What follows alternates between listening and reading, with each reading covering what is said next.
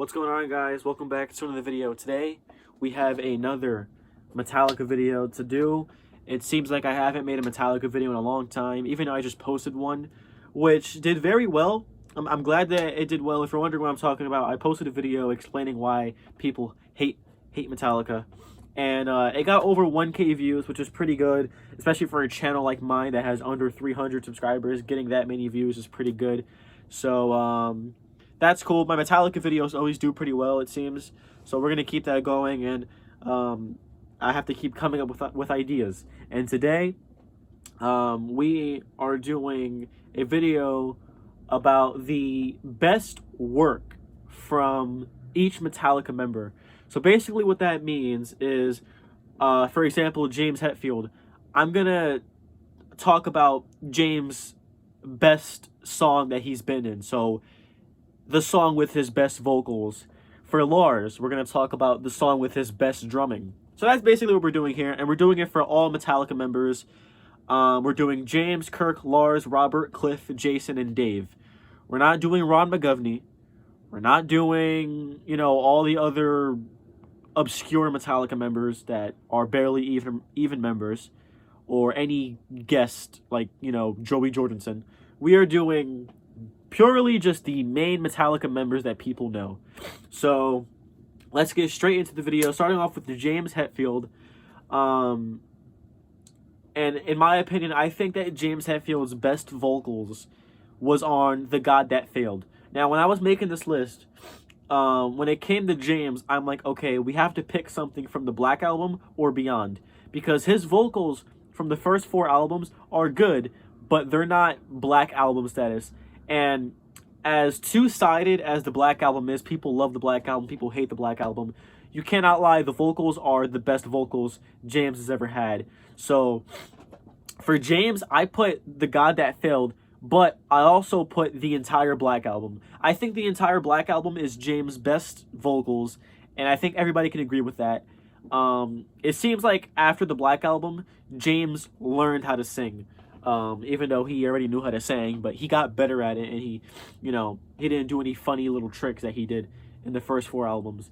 So I picked The God That Failed. I think The God That Failed has some fantastic vocals, many different vocal ranges, and a lot of diversity in the vocals. And I think that's the song that he sounds best in. But you could think of any Metallica song from the Black Album. The vocals sound great. And I love the way his vocals sound. Also, he sounds mature. If I was to pick something like, for example, Kill 'Em All, if I was to pick a song from Kill 'Em All, that's basically like teenage James. Like, that's like baby James. So, and he sounds like a kid. So I wanted to pick something where he sounds more mature. But even without that, I still would have picked this because his best vocals are on the Black Album. So I picked The God That Failed for that. And by the way, if you guys want to let me know what you like, if you want to also do this, go in the comment section, make a list of the best parts of each Metallica member, and I'll heart it and like it and tell you what I think about it. For Kirk, I think Kirk Hammett's best work, without a doubt, has to be Fade to Black, specifically the solo. Personally, now I know I am very biased when it comes to Metallica. And I know that, I wouldn't call myself biased. Like, I can also, be unbiased, when it comes to points that I shouldn't be biased in. But I think that Fade to Black is probably one of the best solos in all of metal. I know that's a big claim to make, but if you need to refresh your ears, listen to the solo again. First of all, this solo goes on forever. The entire last quarter of the song is this solo. And it is definitely Kirk's best solo that he's ever had in Metallica. And it is just such a beautiful solo. I also recommend this one video of this one lady who did a violin cover of the solo, and it just sounds beautiful. It's like probably the most beautiful thing I ever heard. This solo is just awesome. Definitely Kirk's best solo, in my opinion. And I think it's one of the best solos, period, like of all time. It goes on for an entire minute and a half, like probably a longer. I mean, probably not longer, but it goes on for a while, and it's just such a great solo. So I think Fade to Black's solo, I'd have to pick for that. Now for Kirk and Dave, I'm picking solos. I'm not picking riffs because, quite frankly, I don't feel like looking through that. We're just gonna be talking solos when it comes to the guitar players, the lead guitar players, which is only Kirk and Dave. So for Kirk, I'm doing Fade to Black, but Kirk has many great solos, so there's Kirk. Now for Lars, oh, here we go, Lars, the guy who can't drum, which is not true, and I will argue with you. I think Lars' best work in terms of drumming, which is also my favorite Metallica song, is Dyer's Eve. Now, I've heard a lot of things. Oh, Dyer's Eve, that's not even him playing. He took multiple parts and stuck it together. I don't give a rat's ass what he did. It sounds awesome. And the times that he played it live, which is very few, they don't play this song ever, it sounded great. So whether he glued the parts together, whether he gave it to Jesus to put it, I don't care what he did. It sounds awesome. And Lars' best drumming is on Dyer's Eve. And I've been saying that forever. So Dyer's Eve is crazy. It's the closest thing you're going to get to death metal Metallica. And it's the hardest song to drum. Even Lars said it. It takes insane endurance. The double bass is off the charts. Lars' drumming on Dyer's Eve is the epitome of thrash metal drumming. But also for Lars, not only did I put Dyer's Eve, I put the entire Justice album. I think Lars' drumming is the best on And Justice for All. I think Lars wanted to prove something back when this album came out. I think he wanted to prove to everybody that he can actually drum. So, you know, I don't really think around this time people were saying Lars is a bad drummer. And even if they were, I feel like Lars was like, well, actually, it wasn't even Lars. Everybody in the band at the time were like, okay, we're gonna push the limits. We're gonna push our limits. And Lars, Kirk, James, and Jason, they pushed their limits, and this album is such a great album. It's not even a thrash metal album. It's a thrash metal. It's a thrash progressive album because it's really progressive and it's really thrashy, and Lars' drumming is fantastic on every song from this album. So for Lars, I'm gonna go with Dyer's Eve, which is hands down his best drumming, whether it's glued together or not. Best drumming. So yeah, and if we have for Robert, which is one of the bass players, we're gonna go Robert, Cliff, then Jason. Very weird order, but I don't really care. So for Robert, now, you know, Robert has only been on a couple albums. He's been on Death Magnetic, Hardwired, and 72 Seasons, which is not that much. 3 albums, not that much. But of course, you know, these 3 albums have been released since 2008, which is a year after I was born. So in the past 15 years, we've only gotten 3 Metallica albums, which is actually really crazy thinking about that. But, you know, Metallica likes making us wait for music. And for Robert, I think his best bass work, which is on 72 Seasons, which is their recent album, I think it's Inamorata. First of all, the bass is very audible in the album, and in just that song. And also, Inamorata, fun fact, is actually their longest song. It's 11 minutes. But the bridge of the song, which is in the middle of the song, has this very nice bass part that Robert does, and I love it. It's one of my favorite parts of the song. As you guys know, I love bass. Bass is one of my favorite things. I would grab my bass guitar, but I don't feel like doing it. And the bass sounds awesome. And that's definitely his best work, in my opinion. He might have better stuff on Hardwired, but nothing really came to mind when I thought of Hardwired. And when it came to Death Magnetic, I think that album sucks, by the way. I only like 2 songs off of that album, and none of his bass parts come up. So I went with Inamorata, but people who are bigger fans of Robert can probably think of a better song, or maybe they agree with me. But yeah, I'm going with Inamorata for Robert. Now for Cliff Burton, whoo! Metallica's best bassist, arguably. Some people go with Jason or Cliff. I personally like. Oh, that's hard. You know, I like Cliff's bass playing, but I love Jason's backup vocals, which doesn't have anything to do with his instrument. So I think I do like Cliff more. But, you know, Cliff, one of the greatest bass players in metal. And you know what's funny about that? I see people trying to hate on Cliff, saying he's not the, like, why are we giving him that title? He barely did anything. I don't even care, man. Even though he was around for only 4 albums, the stuff that he did was the best. And for Cliff Burton, I couldn't even pick a single song. But his best work, I'm going to have to go with Pulling Teeth, Anesthesia, which is his bass solo, one of the greatest bass solos of all time in metal, in my opinion. But I think going with the solo wasn't enough. So I also picked The Call of Cthulhu, Orion, and To Live Is To Die. Very great songs, which Cliff has written the bass parts for all of these songs.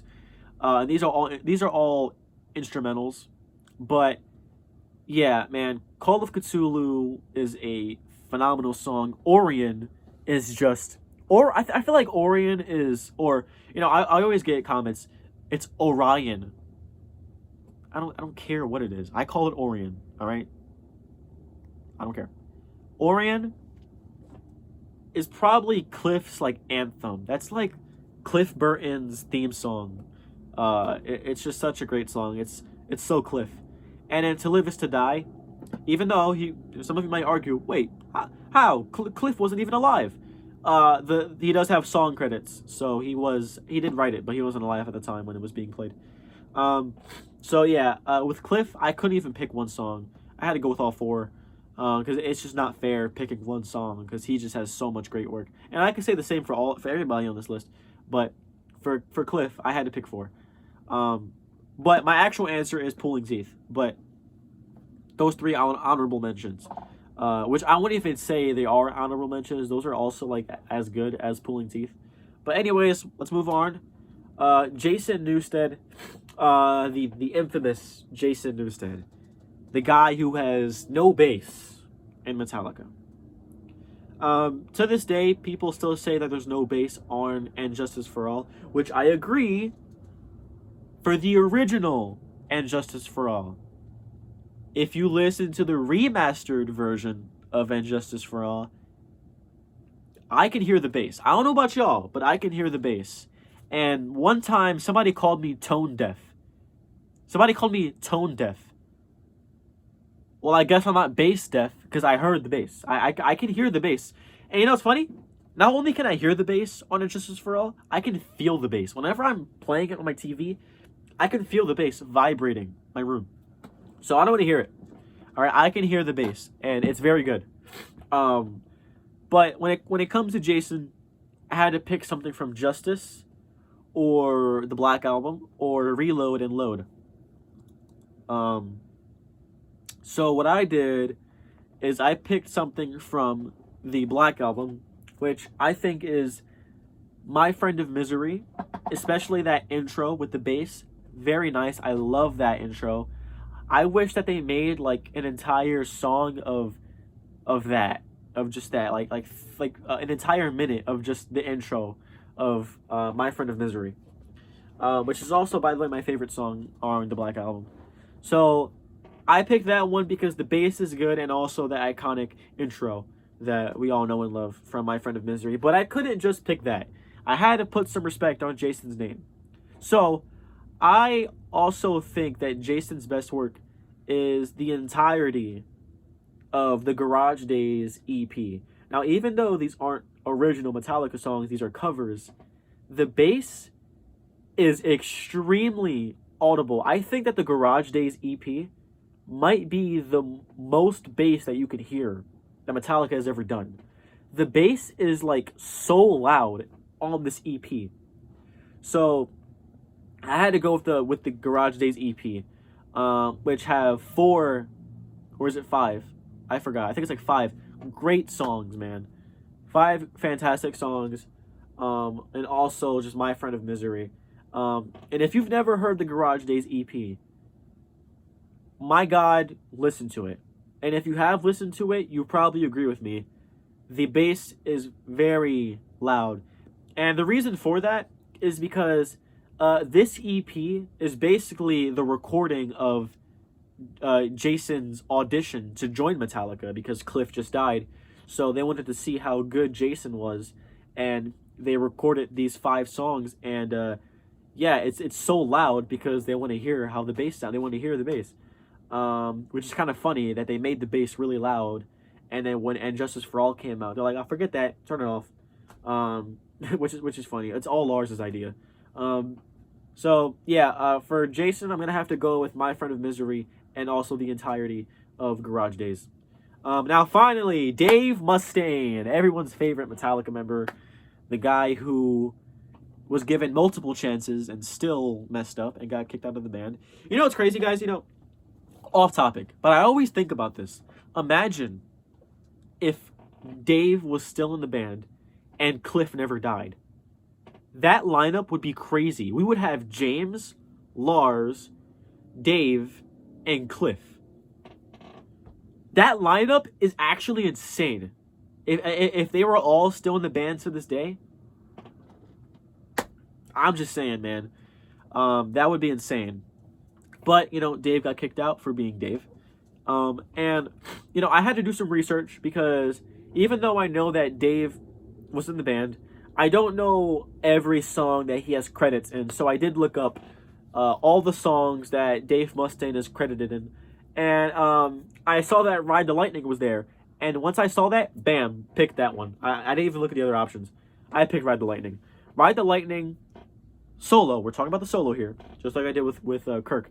The solo to Ride the Lightning is beautiful. Beautiful. It's absolutely awesome. The solo to Ride the Lightning. I can see why Dave was so mad that Metallica still used his music. I would be mad too if I wrote that beautiful solo and I couldn't use it for my band, but my old band took it. I'd be mad too, Dave. I'd be mad too. But my God. My God. Oh, you know what's funny? Wait. I just noticed something. Even though Dave wrote that, he didn't play it. On the album, that was Kirk that played it. Unless I'm confused. Unless Dave didn't write the solo, but he wrote riffs on that song. Somebody please educate me. Educate me. Did Dave write the solo, or did he write riffs? Or did he write both? Because I'm confused if... Because he wasn't in the band when Ride the Lightning came out. Which means that it was Kirk playing the solo, but Dave wrote the solo. Okay, now I'm confused. Okay, well, I'm gonna leave that up to you guys to let me know that. But if Dave wrote that solo, Kirk did it justice.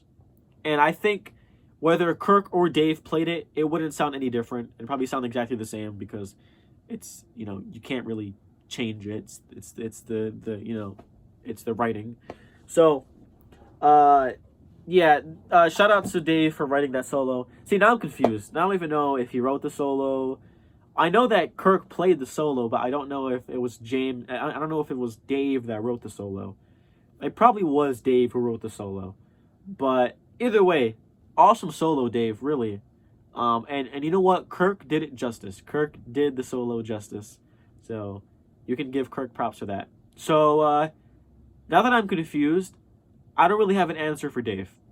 I would pick something from Kill 'Em All, but I'm gonna be honest. I don't remember any solos from Kill 'Em All. You know what? We're gonna go with the Four Horsemen. There you go. So yeah, that's it for the video. This video was longer than I expected. I'm gonna have to edit this and re-download it, which is gonna take up a lot of space. So if I want this video to be uploaded, I might as well stop here. That is the video. It's over. That's my opinion on every character.